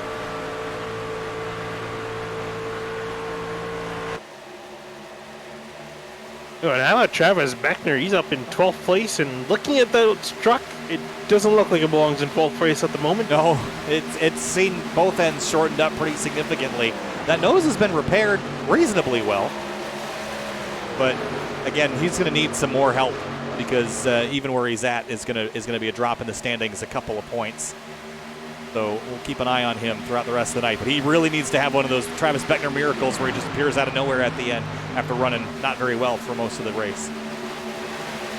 And he has had a handful of those, don't get me wrong. Mr. Where did he come from this season? Look at Matthew Bell. Yeah, gets a great run off turn 2 now, looking to the inside of Scully on the back straightaway. Going to have a drag race with the 7. Into turn 3, going to try to dive it down low. This could be Bell's first taste of the lead all night if he can hang on. Still side by side with the 7, not quite clear. He's going to force himself to go, but gets sideways out of turn 4 and will lose the run. Yeah, he was fighting loose there all the turn 4, and that's going to give up not one spot, but maybe 2, maybe 3 with Brad Slaughter Jr.'s big run here down on the front straightaway. Not close enough to make a move. Bell hangs on to the quarter panel of the 67. He'll go off into turn 1, door-to-door with Hearn. Yeah, Reinhardt's up into 14th. Had an interesting run. Was 3 wide off of turn 4 after Shane Addy got loose and forced quite a few drivers 3 wide. Eric Wineland still is 20th right now. And I would say in a little bit of a danger zone with all this stuff going on around him, but has a couple lap fresher tires and not an insignificant amount more fuel than everyone else on the racetrack. 30 laps to go this time through. Yeah, I think, again, if this does go green all the way, if some guys are short, he is looking good, but again, that is betting a lot on this race going green all the way because we've not had too many long green flag runs. I think the longest we had was the first one up to lap 20, if I'm not mistaken. 5 big slide there from Hurley out of turn 2. Got past Brad Slaughter Jr., but then slid up in the middle of the corner. He actually carried okay speed onto the backstretch, and Alex Weaver putting some pressure on Grant and Slaughter Jr. now. Yeah, and Hurley's been making some really good passes. He just made up about 5 spots in the last 2 laps, so he's been making good runs to the front. That being said, getting loose off turn 4, Garrett Grant trying to rocket around the outside into 4th. Knocked a couple sparks off the wall. Eric Wineland clears a couple trucks Caution. up to 17th, and the 51. Nope, it's the 55 of Jeff No. There goes that long green flag run idea that we had. Oh, Jeff No had a fun ride. To the inside of Bobby Tinch. And he gets, Jeff Ryan. Wow! Indeed he did. And it's good. Man, I forgot how, we haven't really done a lot of old damage model vehicles in general, and it just reminds me how bad it was. Dead stop. That's the Geico restop zone.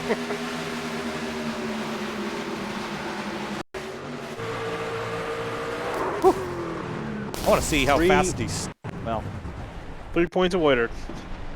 So while we got a moment, again, I don't think we're going to see a lot of, we might see, actually we should go back live. I want to see if anyone else is going to pit.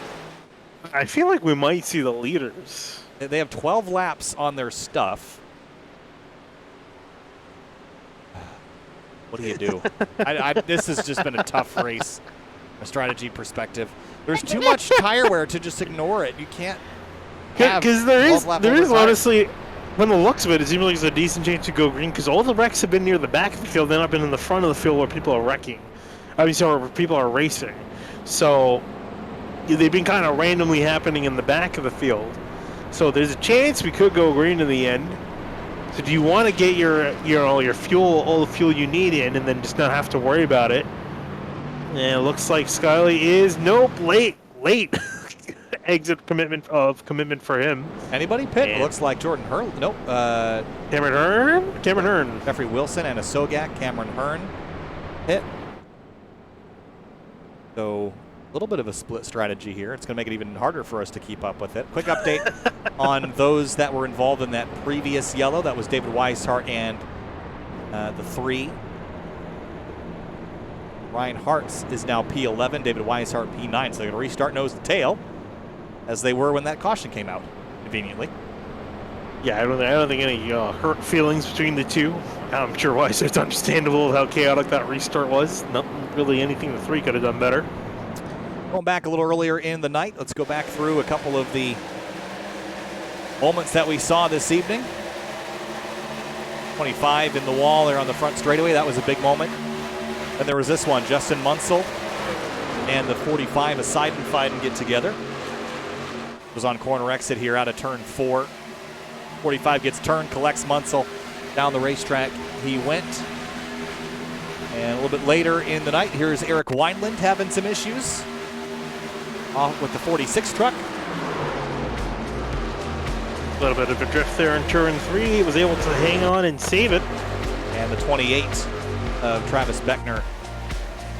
He had a bit of a racing situation down here heading into turn 3 with the 99 of Tommy Ryan. The 19 Swan gets turned around. Wineland narrowly misses, well, got sort of involved in that one. Then there was this down the back straightaway. Matthew Bell going off into turn 3. I don't know what I flagged this one for. I think this was maybe for corner exit here. Slotting in front of the 16. Thing was Tom Bourne hitting the wall, I think. Maybe. Nope, definitely not. Cody Cartwright, though, he went for a pretty wild ride right here on the front straightaway. Tumbling not the first truck not the only truck to go flying up into the wall. And then also looking at this contact between Hartman and Ryan. And then most recently, 33 and the 3 getting together into turn 3. He was on the apron there, slipping and sliding, and 3 just didn't quite lift enough for the stewards to let him go with that one. And then just now, the caution that brought this situation out was the 55, turned up into the wall, kind of coming across the nose of the 37, and took out the 55. He is done for the day. Big attrition race tonight. We've lost 6, 7, 8 trucks? 7 trucks. Yes. A lot of trucks. Crash damage. We're now down to 25 laps to go at the restart. Yeah, quite a few different pit strategies going on as well on top of the mess. Quite a few guys, everyone down from 17th coming into pit, notably Cameron Hearn, Justin Sogak coming in. And we also have a few guys that came in before that. Ryan Hartz, Tom Bourne, AJ Roderick, Eric Wineland came in the stop before. Everyone else is getting to pit, and they may or may not have to pit. I would want to think that they do have to pit with 25 to go, but we'll see. We will see. Scioli in command, 25 laps left in the first race of the round of 8. Big stack up on the outside. Oh, almost wrecking Travis Beckner. All sorts of sideways will save it as they go 3 and 4 wide on the restart. 5 wide, they're going to spin down into the apron. And the 85, what is it with the 5 wide sports trucks being up on their side today? The 18 is sideways. We'll mark that, come back to it later. Pace truck just getting back to his stall. Here comes Garrett Grant for the lead into turn 3. That's race starts, man. All sorts of hectic. Here comes 46 taking advantage of the chaos. Trying to take that lead away from James Scioli. Will slide in front of the 7 and will clear him. Just barely. The 7's going to cross him over to the bottom. But it'll be Garrett Grant that will lead at the line. 1 key bonus point for the 46 for leading a lap to his name. 33 and the 3 are back in this mix. 6th and 8th as it stands. And coming quick on the bottom. Smoke out of turn 2. What's going on there? I don't know. There's been a lot of things going on all over the racetrack. Oh, Colin Fambro he's got his vehicle smoking on the apron. He's always smoking 3 and 4. So Scioli leads. Garrett Grant runs second. Scioli has really been the dominant force tonight when it comes to laps led. He has led 45 of the 67 laps that we have completed. And while we've got, I think, a moment, let's go back and see what happened here down in turn number 1. This was the issue that you were pointing out just off camera. Yeah, you see them almost go 6 wide for a brief second there, and that's really what caused it, because there's just not enough room on the track for everyone. And it was really caused by just a poor start on the outside lane. Travis Beckner getting hooked, and Beckner did a great job of saving himself, not getting spun out. Yeah, he did end up 15th after all that, as we got the battle for second on here between the 8 and the 46. But he kept the truck straight, and Beckner could have thrown away the playoffs a couple of times tonight, and he's managed to rally through all of it. Yeah, despite severe damage to that truck, he's just holding on for dear life, just hoping for a decent finish at the moment. So far, so good, all things considered. As you mentioned, that battle for second place still brewing. Skyway back in the lead. Garrett Ryan trying to take that lead back.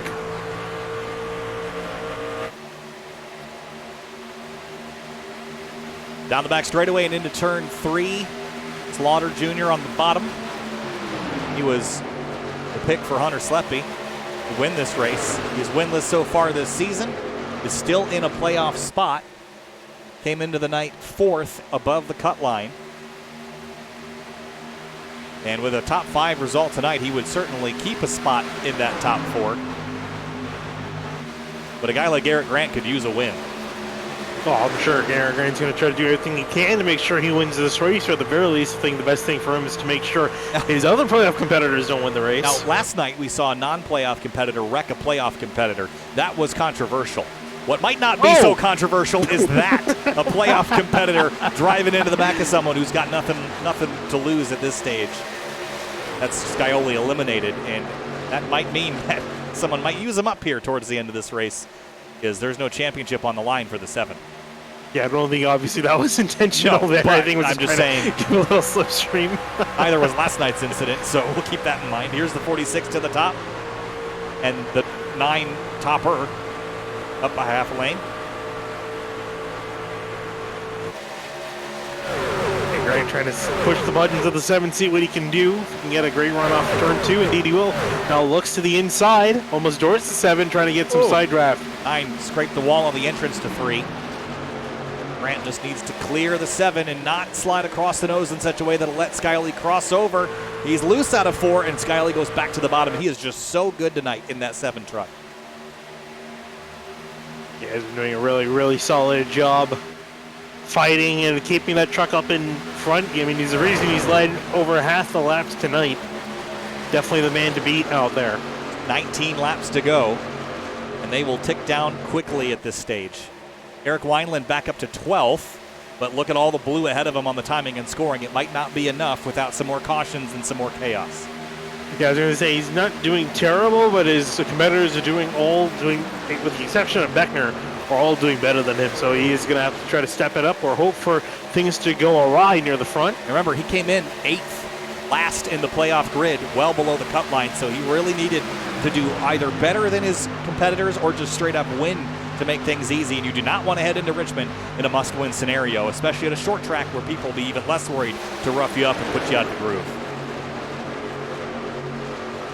Brad Slaughter Jr. rocking around the 9 of Matthew Bell will take that 3rd place spot away. And now David Weishart getting a great run on the back straight well past the 9. Weishart was turned around on the apron not that long ago, and he's rallying here for a top 5 and maybe a win. Weishart is the leader in the points and has not a safe margin, but a margin. Doesn't need to win either this week or next, but just needs to have decent results. Here comes the 8 of Brad Slaughter Jr. kicked out to the side on the 46 and to the bottom in 1. And going to try to ride in behind the number 7 to see, but Garrett Grant's going to potentially get a run off the corner. So does David Weishart. Gets a great run, nowhere to go at the moment for him. Matthew Bell watching these drivers battle out the windshield. Does anybody save tire for a run to the end here? Does anybody lay back? Does it have the same effect? We're already seeing drivers about 8/10 off their best lap, about 20 laps into this run.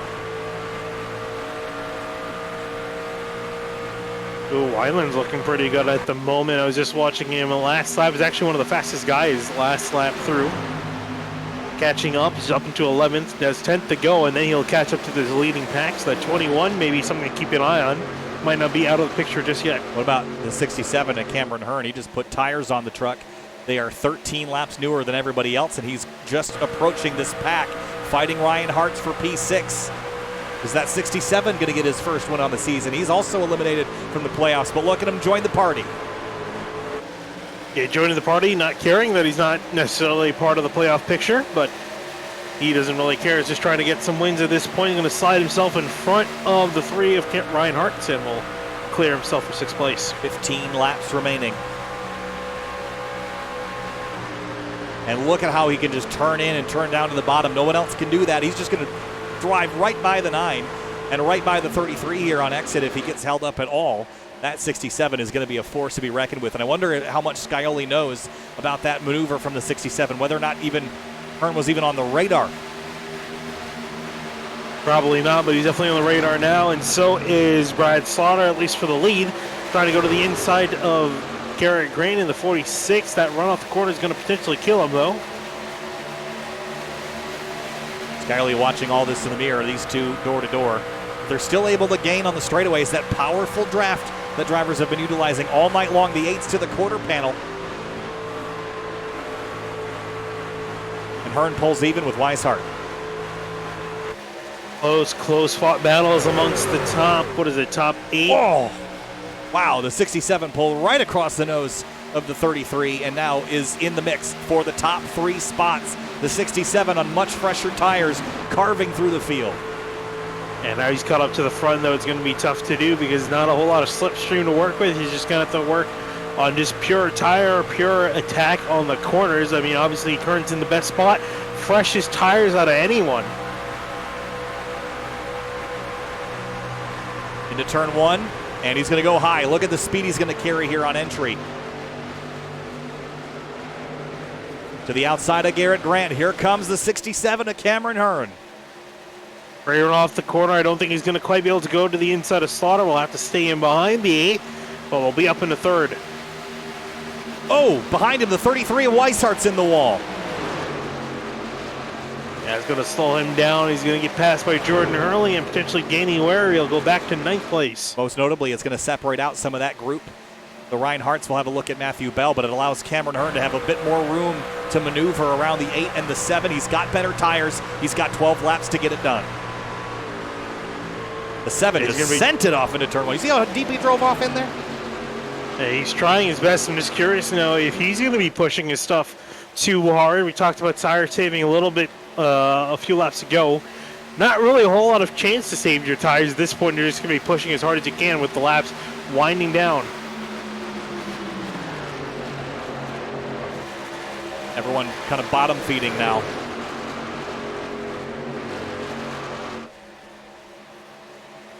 Wineland gaining on David Weishart, but he's got a long way to go. He might be doomed to only be about P10 unless things get spicy up front. 11 laps left. Aaron's starting to stall out a little bit. Was looking to the inside of Slaughter on the straightaway. Couldn't get that run there. He's going to back up the corner, though. Going to try to exit a little bit lower and see if he can get the run on the 8. Should be able to this time. Doesn't go for it. Going to push him. Whoa. Big run for the 8. Look at the size of the run he got. Yeah, Hearn almost got himself loose and into the wall with such a big shove. But he wanted to maybe compromise the 7 by having the 8 go side by side. So they're going to side draft each other. It'll open up the door for the 67. Here he comes. That was a big brain move. He's going to push the 8 now by the 7. Trying to slow down potentially his biggest competitor, the number 7, and they're going to bum draft down the front straightaway. And he's going to send off Slaughter with a little bit too much speed. Maybe have a look to the inside. No, Slaughter's able to block the inside. That was excellent strategy there by Hearn to push the 8 to attack the 7 and then open up the 7 vulnerability. He's now drag racing the guy that has been the fastest. Grant turn into the wall and turn onto the back straightaway. Cart's involved. Heavy contact as they spin onto the apron. No caution. Oh, that is catastrophic for 2 of our playoff competitors. Ryan Hartz's truck is junked. 10 laps to go, coming to 9 laps to go. Slaughter Jr. defending from Cameron Hearn. There's the caution. More trouble out of turn 4. Or maybe just for the slow-moving Hartz and 46 truck. All right, well, that's going to set up some chaos. Oh, yeah. Here is a look at it. Matthew Bell in the 46 gives a shot and just a badly timed bump, and then pow. Ryan Hart's just a victim, and then that impact could be playoff destroying. How do you rebound from this, Finian? This is a critical moment in the season for the number 3. Yeah, I mean, there's really nothing you can do to rebound from that. You just kind of try to see if you can fix it up as much as possible and get back out on the track. Hope things are worse for more drivers out there, but man, heavy contact. Yeah, Garrett Grant got away with a lot there, I think.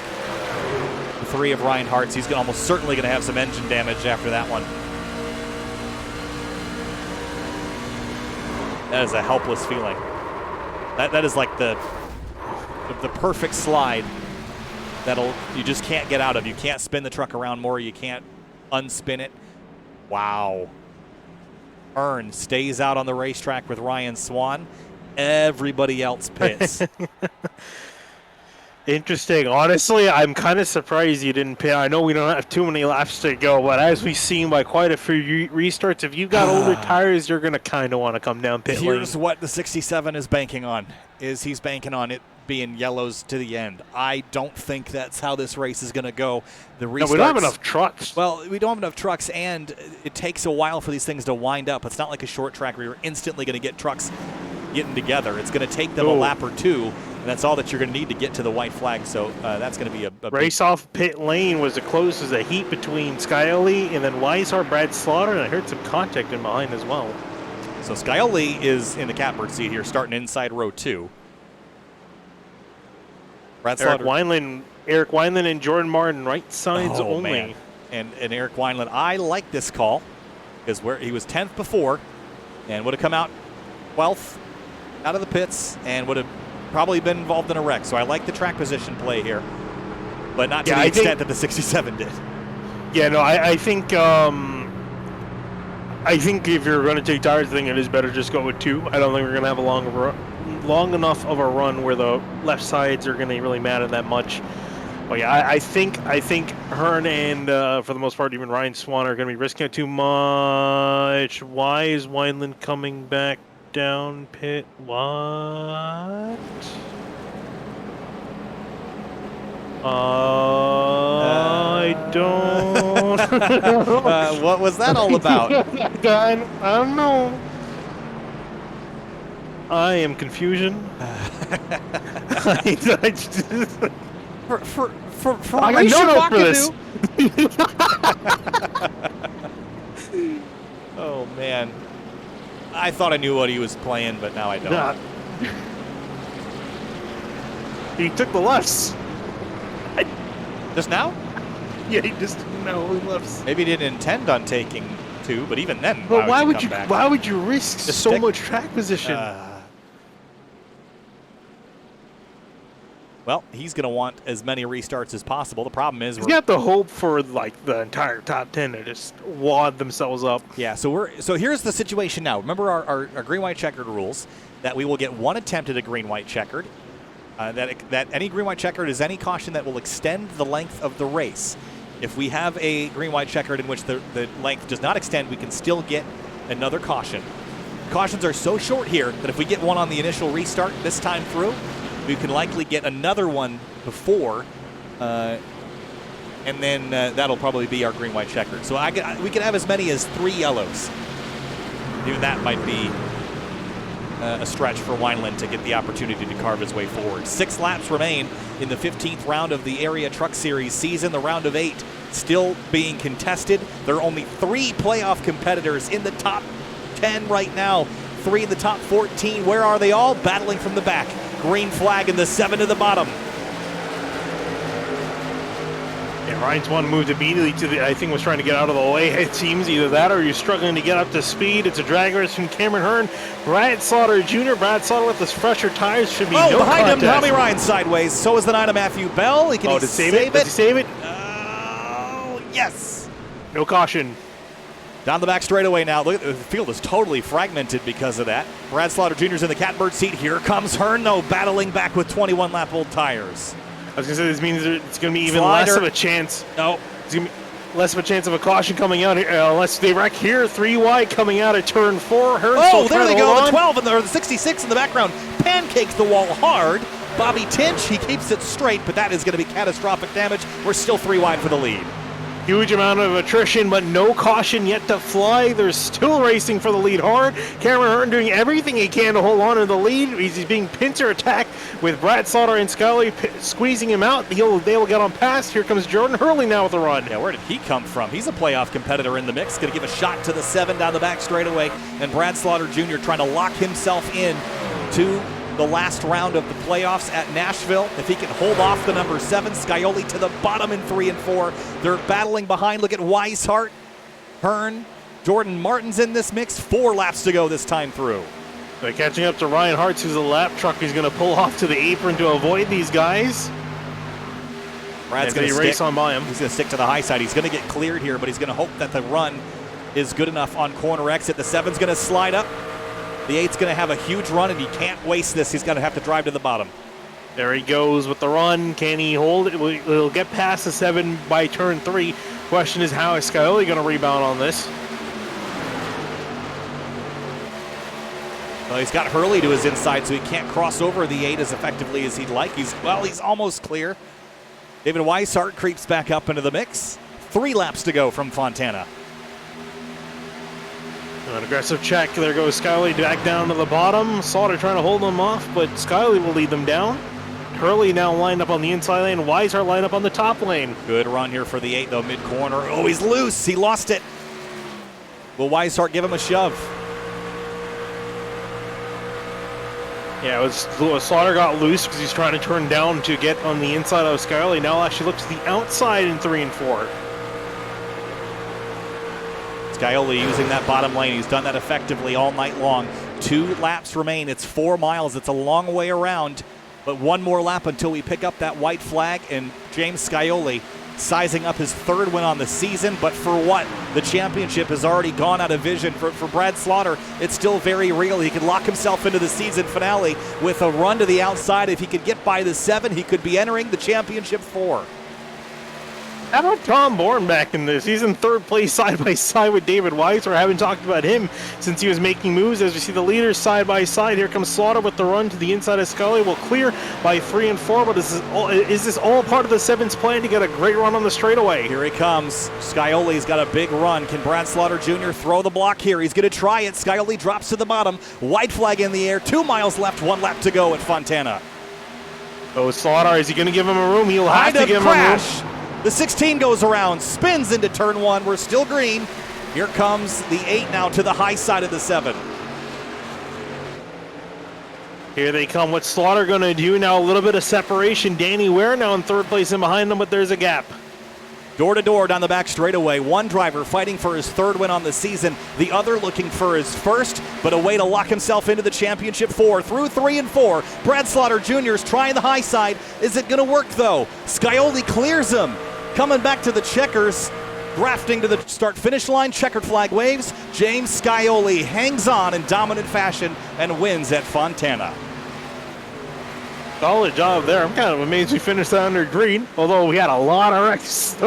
So can you really call it a clean run to the end? I don't think so. Brad Slaughter Jr., I think he made a mistake. And that mistake was going high in 3 and 4. I think the bottom, just diving under and sliding on the 8 might have, or the 7. If they had older tires, I think his run on the outside would have worked, but these guys, their tires are too fresh. It was too easy to keep the inside lane hooked up and tucked up, and that's exactly what Scully was planning on and hoping for, and he had the exact run he needed to the end. James Scioli is not in the playoffs, but he will be celebrating tonight. We'll go through your full race results, update you on your playoff competitors, but I can tell you it's going to be an interesting points to go over after tonight. There's been a lot of shuffling, I can assure you that.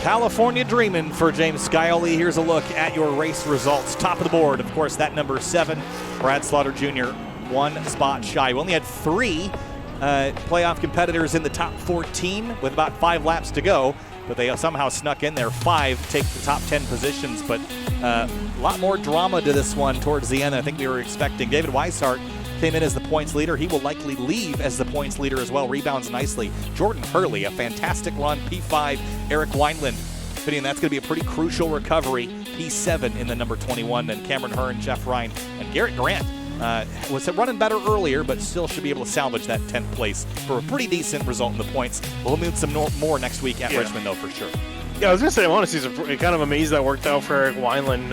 In a way, that kind of did, because he was just out of traffic and out of harm's way, was able to avoid all the incidents, keep the truck clean to the end. Then you see Anna Sogak, Weir, Abby, Ryan Bourne, and then finally your next playoff contenders, Travis Beckner, Matthew Bell, Ryan Hart's, all pretty abysmal nights coming out of tonight compared to their competitors. They're putting themselves further into a hole, especially the guys that were closer to the cutoff line. Yeah, Travis Beckner, again, came in 3rd in the standings, and Ryan Hartz was 2nd. They're both going to drop down probably out of those positions. Logan Hartman, Roderick, Fambro, Wilson, and No, all with some big-time damage, and we're going to cycle through one more time to pick up the last group there. Everyone down to Seidenfeiden and Munsell, big-time damage and crash out of this one. We're going to talk to our top 3. First one up is going to be Danny Ware, the driver of the number 00 truck. Nice orange paint scheme on the truck tonight. Danny, P3 in the wild results there at the end. Late race restarts, drivers going for playoff spots, drivers not going for playoff spots. You were kind of in the middle of all of it, but you came home 3rd, so you have to be pretty thrilled with that. Yeah, I just tried to survive. I honestly thought I was going to get wrecked halfway through the race, just the way my luck's been going this season, but I don't know, I just held on, and the seas parted for me, and I just ended up 3rd. So far this season, we've seen a lot of races kind of have this dynamic of having a bunch of yellows. Lately, we've had a lot of green flag racing. Tonight was somewhere in the middle.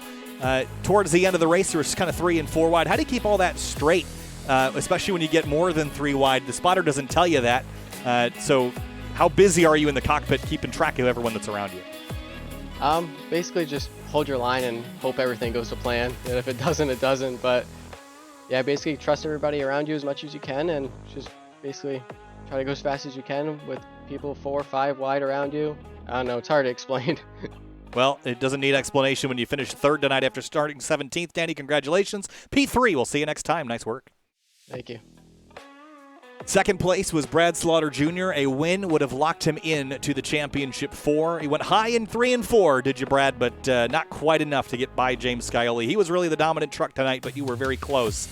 Started on pole, finished 2nd. Take us through your night.